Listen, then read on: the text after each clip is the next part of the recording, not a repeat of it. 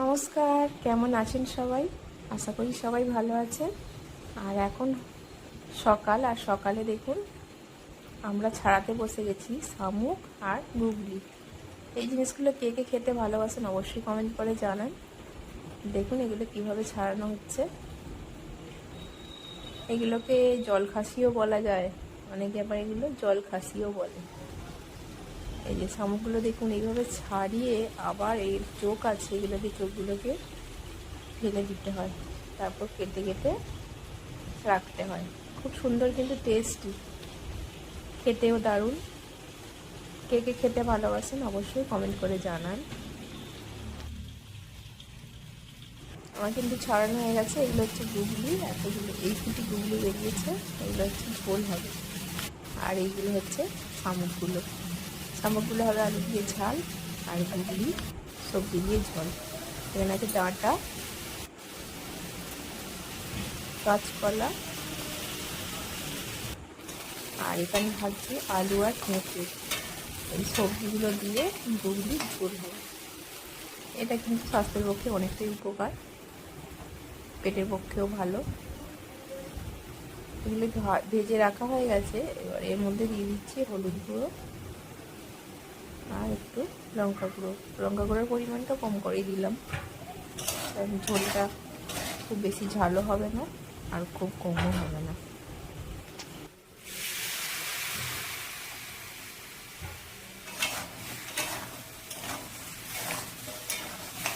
এবার এটা দিয়ে দিচ্ছি পরিমাণ মতো লবণ। লবণটা দিয়ে এবার এতে আমি জলটা ঢেলে দেব। জলটা অনেকটা পরিমাণে দেবো, তার কারণ এটাতে ঝোল হবে, অনেকটাই ঝোল রাখা দরকার। এর মধ্যে এবার দিয়ে দিচ্ছি ডাঁটাগুলো। ডাঁটাগুলো আমি কিন্তু ভাজিনি, টবকায় দিয়ে দিলাম, এতে কিন্তু ডাঁটার টেস্টটা ভালো হয়। এবার দিয়ে দিচ্ছি কাঁচকলাটা।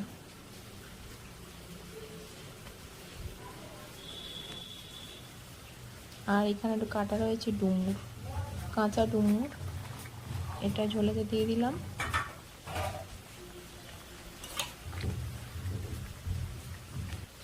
আর এবার গুগলিগুলো দিয়ে দিলাম। আর এইটা আমি করবো জিরে মৌরি বাটা দিয়ে। তো এবারে তো ঢেলে দিচ্ছি জিরে মৌরি বাটা। কুমড়োও নিয়েছি 5 ফোড়ন তেজপাতা দিয়ে, সেটা আর ভিডিও করা হয়নি। তো আমার এখানে ঝোলটা রেডি হয়ে গেছে। আর এবার করব মেন সেই শামুক রান্না। শামুক রান্না করার জন্য এখানে আমি আলুটাকে ভালো করে ভেজে নিচ্ছি।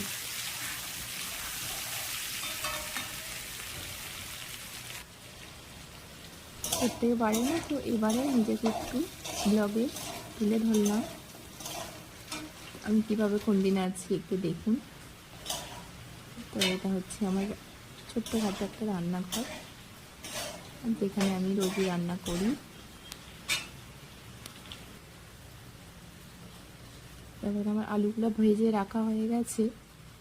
আর এইখানে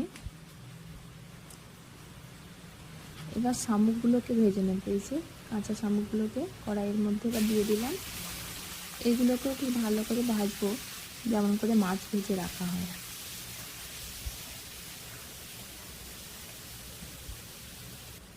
আমি এখানে রান্না করছি, আর এইখানে 2 দিদা এসেছে, তারা শুয়ে শুয়ে গল্প করছে। তো তাদেরকে একটু দেখিয়ে নিই। এই যে 2 বোনে কেমন গল্প করছে একটু দেখুন। খুব গল্প হচ্ছে, এক ধ্যানে গল্প করেই যাচ্ছে। না, বাকি রান্নাটা আমি করে নিই। এবার আমি শামুকটা আর আলুটা খুব ভালো করে ভেজে রেখে দিয়েছি। এরপর করব এর মশলাটা। এখানে মশলাটা করার জন্য কড়াইতে আমি দিয়ে দিচ্ছি পেঁয়াজ। তেলের ওপর পেঁয়াজটা দিয়ে এটাকে আমি ভালো করে ভাজবো। যেরকম মাংসের মশলা হয় সেইভাবে কিন্তু মশলাটা তৈরি করতে হবে। আর এখানে রয়েছে আদা রসুন বাটা। তো আদা রসুন বাটার উপরেই আমি হলুদ গুঁড়ো আর লঙ্কা গুঁড়োটা দিয়ে ভালো করে মিক্স করে নিচ্ছি। পেঁয়াজগুলো আমার ভাজা হয়ে গেছে। এরপরে আমি এই মশলাটা পেঁয়াজের উপর দিয়ে দেব। এবারে মশলাটাকে ভালো করে কষাতে থাকবো, ঠিক যেরকম চিকেন কষা হয় সেই রকম।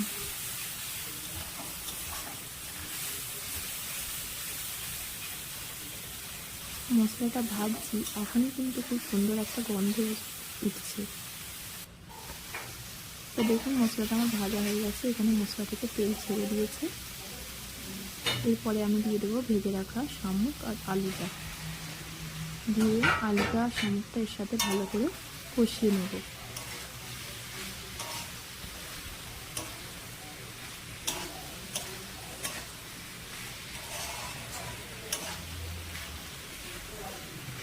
এরপরে আমি এর মধ্যে দিয়ে দেবো পরিমাণ মতো লবণ।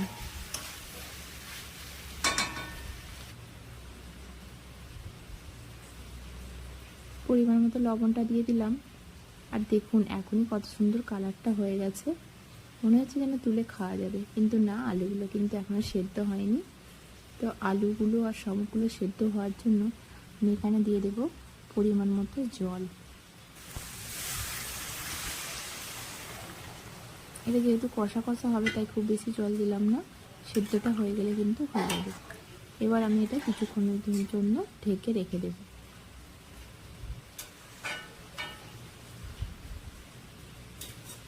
যে ঢেকে দিলাম,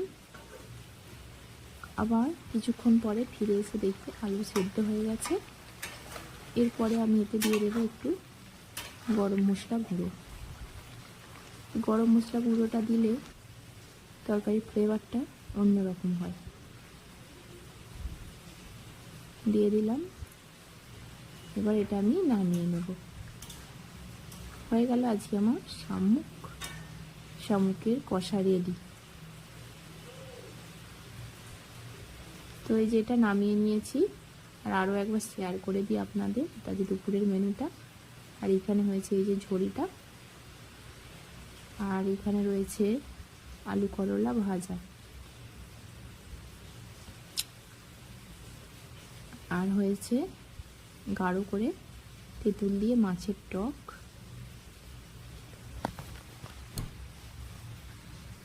আর এখানে এক দিদার জন্য হয়েছে ডিম ভাজা, কারণ সে শামুক গুগলি কিছুই খায় না।